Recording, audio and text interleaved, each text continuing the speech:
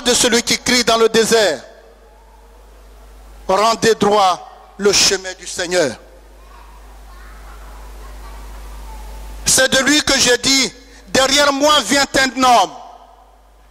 Il est passé devant moi, parce qu'avant moi, il était. Amen. Toute la révélation sur le Christ. Mais il y a ce cantique qui se chantait il y a 60 ans. Lève-toi, Jérusalem, sur toi, sois illuminé, car il est venu du ciel une lumière pour éclairer les peuples de la terre et leur porter la joie, la vérité. Lève-toi, Jérusalem, car le Seigneur est venu vers toi. Le vieux monde est noyé dans les ténèbres. Tous les peuples se perdent dans la nuit. Mais chez toi, le Seigneur, un jour, viendra et sa gloire sur toi rayonnera. Jérusalem, réveille-toi.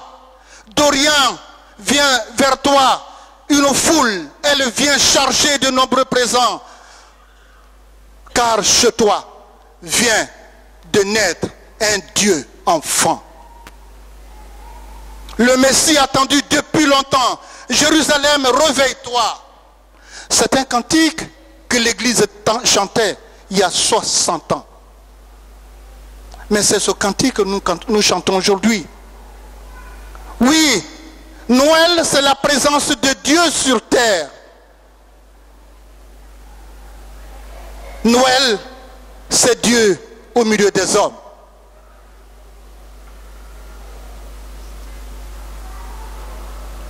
Mais Quirinius, il gouvernait la Syrie. Il ordonnait un recensement général de toute la terre. Et cela se passait en Palestine, à l'an 4 et l'an 1 de notre ère. C'était du temps du gouverneur César Auguste. Justement, en Judée, la ville de David appelée Bethléem,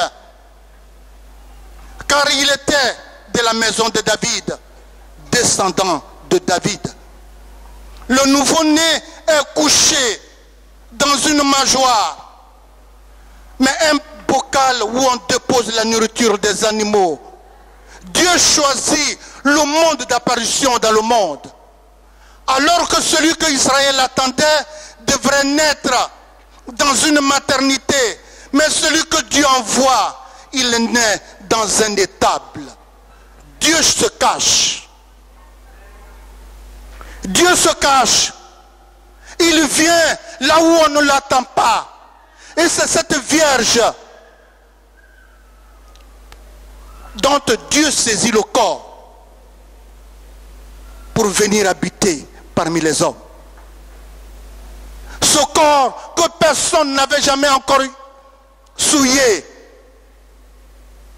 Oui, David, de la maison de David, va naître le gouverneur du monde. Le nouveau-né est déjà celui qui sera accessible et il mangera à la table des petits et des pauvres. Un ange du Seigneur remplace Gabriel. Dans l'instant de Jésus est qualifié d'évangile. Elle va provoquer une grande joie sur la terre et dans les cieux. Oui, 3 titres sont donnés au nouveau-né aujourd'hui. Est né pour vous, pauvres et peuples et petits peuples, un sauveur qui est Christ et qui est Seigneur. Au berger est donc révélé ce que l'Église appelle le kérigme, c'est-à-dire l'annonce jamais faite sur terre. L'Église annonce que Dieu est au milieu des hommes. Alors, Pierre, dans les Actes 2, verset 36, va reprendre cette annonce. Paul, encore dans les Actes 13, verset 33, va encore reprendre cette annonce pour dire le peuple qui marchait dans les ténèbres a vu la lumière de Dieu. au milieu des hommes. Oui, voilà que Dieu vient. Oui, voilà aussi que l'ange leur dit, soyez sans crainte. Il le dit au berger, soyez sans crainte. Je vous annonce une très grande joie, qui sera celle de tout le peuple. Aujourd'hui, vous est né un sauveur. Je crois, dans nos familles, nous avons vu des gens qui n'avaient jamais eu d'enfants. Mais comment, vous savez, dans nos familles, comment l'arrivée d'un enfant est une grande joie. Mais voilà qu'aujourd'hui, ce n'est plus seulement ni Joseph, ni la Vierge, mais c'est la terre tout entière qui jubile à la naissance de Dieu au milieu des hommes. Dieu vient. Il vient sous un aspect d'un enfant. Dieu vient au milieu de nous. Et l'Église dit encore, il sera pour vous ainsi. Vous trouverez un enfant né, enveloppé, couché dans une crèche, c'est-à-dire, comme je l'ai dit, dans une mangeoire. Vos enfants, nos enfants, nous ne les déposons pas là où mangent les animaux, les bœufs, là où ça sent le pipi des bœufs et des moutons. Mais non, ce sont des lits qui sont payés. Le linge est choisi avec monsieur, madame, portant encore l'enfant dans le ventre. La mère, toute heureuse, caresse son ventre. Mais le Christ qui vient, c'est dans l'étable qu'il va naître. Dieu se cache. Dieu vient. Il se cache aux hommes pour que le monde, le petit peuple rejeté, ait le privilège de célébrer Dieu avant les riches. L'évangile l'annonce. Oui, soudain, on entendra les louanges d'une multitude célébrer la venue de Dieu. Venus se joindre les anges qui proclamaient l'évangile. Vous l'avez au verset 13 et 14. L'hymne est entonné, reconnaître la puissance de Dieu dans la naissance du Fils de Marie. Cela va provoquer la paix. Cela va entraîner la sécurité. Cela va envoyer la prospérité dans le monde. L'objectif recherché, c'est que Dieu a choisi son peuple. Ce jour de joie, ce jour-là, ceux qui étaient en exil, un Dieu marchera à leur tête. Ceux qui avaient été rejetés vont annoncer Dieu à ceux qui n'avaient pas reconnu que c'est à eux que d'abord est adressé le salut de Dieu. La bonne nouvelle se communique de Dieu au berger avant qu'elle ne soit communiquée au peuple. Voilà que Dieu vient. Mais Dieu vient parce que Noël, c'est d'abord pour les pauvres. Noël, c'est la présence de Dieu au milieu des petits. Noël, c'est la présence de Dieu pour ceux sur qui on ne peut pas porter un regard d'amour. Noël, c'est Dieu qui vient visiter la terre et qui par la présence de son Fils sanctifie toute la terre. Noël, c'est la naissance de la vie de chacun de nous. Noël, c'est l'éveil de la conscience de l'humanité qui a perdu le rapport avec Dieu. Jésus-Christ vient comme un pont pour relier l'homme et Dieu. Noël, c'est pour toi. Mais c'est pour toi. Mais c'est pour chacun de nous. Noël, c'est Dieu qui vient, qui te prend par la main. C'est Dieu qui vient te donner la joie. C'est Dieu qui vient te donner la grâce que le monde ne pouvait pas t'apporter. Noël, c'est l'adoration de l'homme, d'un Dieu que Dieu fait comme nous. Il vient, celui que l'œil n'avait jamais vu, celui que la terre tout entière attendait en Israël. Dieu vient au milieu de nous. Mais il vient comme un enfant. Il vient pour qu'on prenne soin de lui. Parce que sa présence dans une famille apporte la vie. Noël, c'est pour que toi-même, tu te dises, mais vraiment, je suis aussi aimé de Dieu. Si Dieu accepte de te confier son enfant, si Dieu accepte de venir habiter dans ta maison, c'est que l'opprobre n'est plus sur toi. C'est que tu n'es plus une souillée. C'est que tu n'es plus rejeté. Puisque l'Éternel lui-même te sanctifie. Dieu vient avec toi. Il vient habiter, souper avec toi. Dieu vient auprès de toi pour que tu le touches. Mais le prophète Jean a dit, je viens préparer le chemin de Dieu. Mais quel chemin? Il y a deux chemins. Il y a deux chemins. Le chemin que toi-même tu prépares. Puisque aucun homme ne peut s'approcher de Dieu et vivre. Le chemin que tu prépares, c'est le chemin qui va te permettre toi-même de te transformer.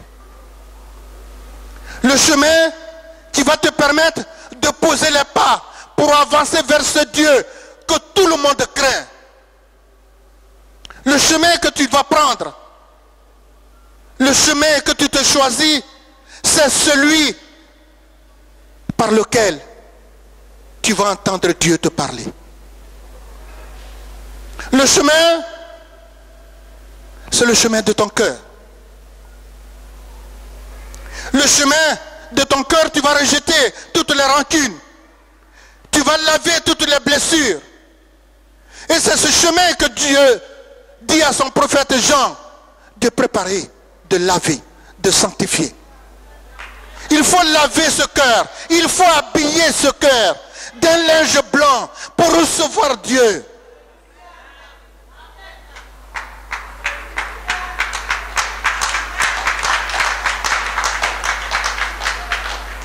Le chemin que tu dois préparer, ce n'est pas le chemin de l'orgueil. C'est le chemin de l'humilité. Le chemin que tu vas préparer, celui que Jean te conseille, le dernier prophète de l'Ancien Testament, c'est le chemin qui va te permettre de voir le visage de Dieu. Le chemin qui va te permettre de t'approcher de Dieu. Le chemin qui va te permettre de voir Dieu et de lui parler comme on parle à un ami. C'est ce chemin d'abord que tu vas préparer. Et Dieu viendra avec l'autre chemin. Le deuxième chemin, c'est quoi? Le deuxième chemin, c'est celui que Dieu lui-même choisit. Comme il a choisi la Vierge. Le monde attendait une autre façon dont Dieu se présenterait sur terre. Mais il choisit une femme comme toi, une jeune fille comme toi, née d'un homme et d'une femme. Dieu se choisit le chemin selon lui qui va être proche des hommes. Dieu se choisit la Vierge. Comme Dieu te choisit pour que tu portes la lumière dans le monde. De la même façon que Dieu te choisit pour porter le fruit qui est l'amour, c'est-à-dire le fruit par lequel Dieu se dépose en toi. Le chemin que la Vierge a posé la question, mais Seigneur, comment cela va-t-il se faire? Oui, mais tu te dis, mais comment je vais faire? Mais Dieu dit, ne regarde pas la vie que tu as menée hier. Ne dis pas, ne garde pas dans ton esprit toutes les accusations qui ont été portées vers toi, contre toi. Mais l'Esprit de Dieu te prendra sous son ombre. Alors tu seras sanctifié. Tu seras sanctifié et tu porteras Dieu. Comment cela va-t-il se faire? pour que je me rapproche de Dieu. Dieu dit, ne te pose pas de questions. Lui-même te sanctifiera. Lui-même viendra à ton secours. Lui-même préparera le chemin par lequel le monde reconnaîtra que l'Esprit de Dieu est sur toi.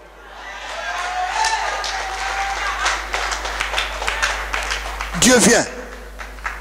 Il est déjà parmi nous. Le Fils de Dieu vient renouveler le monde.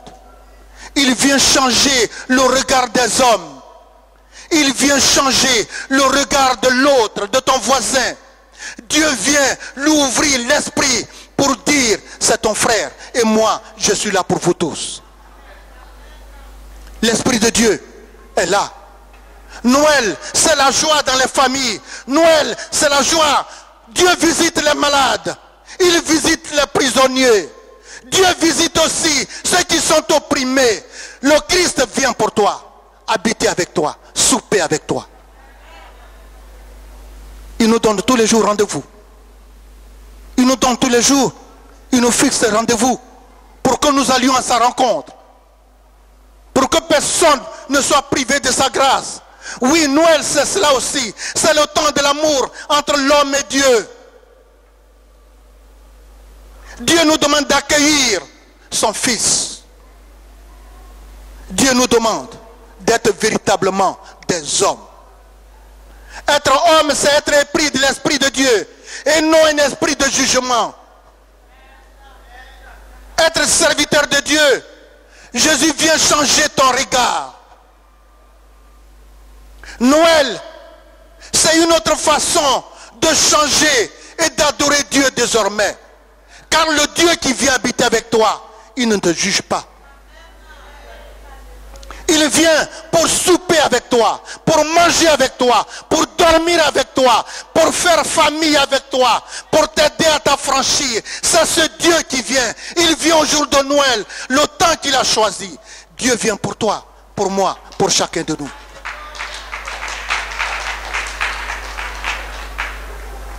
Regardons, mes frères, mes sœurs, cette main tendue de Dieu. Ce Dieu qui visite la terre. Ce Dieu plein de grâce, plein d'amour, plein de joie, qui vient au milieu de nous comme un enfant. Ouvrons-lui notre cœur. Ouvrons-lui la porte de notre cœur, la porte de notre maison. Ouvrons-lui. Créons-lui des situations, des relations intimes. Célébrons-le pour que tout le temps, pour cette nouvelle année 2012 qui s'ouvre sur des promesses, mais sur la réalisation de tout ce que Dieu dit, c'est pour que tu comprennes que Christ est déjà dans ta vie aujourd'hui. Noël, c'est cela. La conscience de l'homme que Dieu ouvre pour qu'on ne s'accuse plus et que l'homme ne se soustrait plus de l'amour de Dieu, mais que l'homme se dise, la grâce de Dieu viendra à mon secours et Dieu pourra me sanctifier pour que je devienne son disciple, pour que je devienne sa servante. Que Dieu vous garde et bon Noël. Alléluia. Est-ce que tu peux te lever à acclamer le Seigneur? Joyeux Noël. Sois béni, révérend. Merci. Amen. Alléluia. Gloire à Dieu. Tu vas te lever, s'il te plaît. Nous allons bénir le Seigneur. Alléluia. Pour ce message, tu vas dire merci à ton Père.